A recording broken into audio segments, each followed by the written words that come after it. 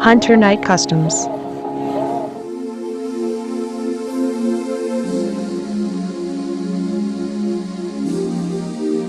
What's up guys, this is Hunter Knight. This is gonna be the new format the videos are made. Look at this. Oh yes, well, you know this is gonna end up all scratched and full of paint, but hey, right now it's brand new. This is my next custom, Adam Warlock. Wait, why did I choose to use this base figure for this custom? Well, why not?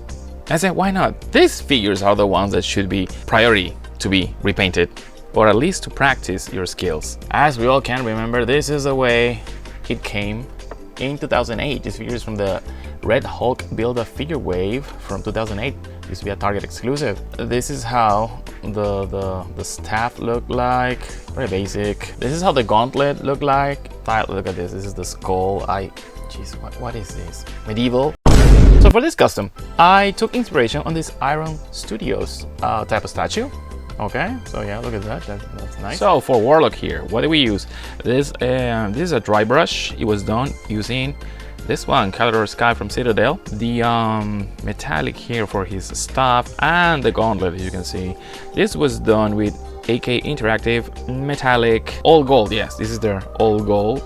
It was washed with Cazandora yellow, and then I applied a little bit of polished gold from Vallejo.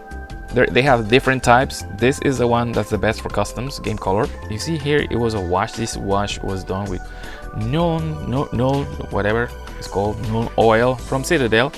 It gives it a better contrast. Once you apply this, then you dry brush it with Vallejo, and it gives it this contrast. His hair, yeah, his hair was the same, Cazandora yellow wash, and dry brush with the AK Interactive deep yellow. Actually, I of course resculpted the skull, because yeah, that skull was stupid.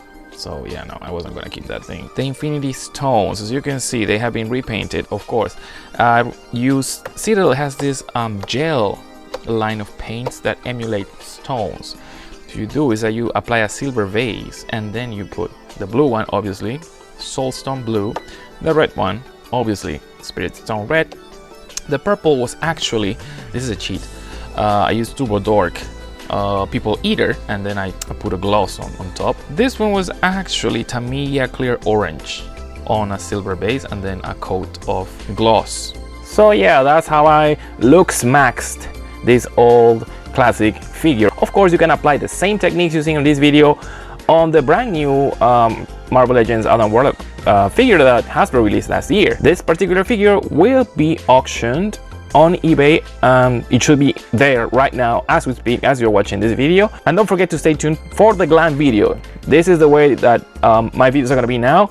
At the end, we're going to feature the glam video, shorter now. For those of you who still want the glam shots and all that, that's coming next.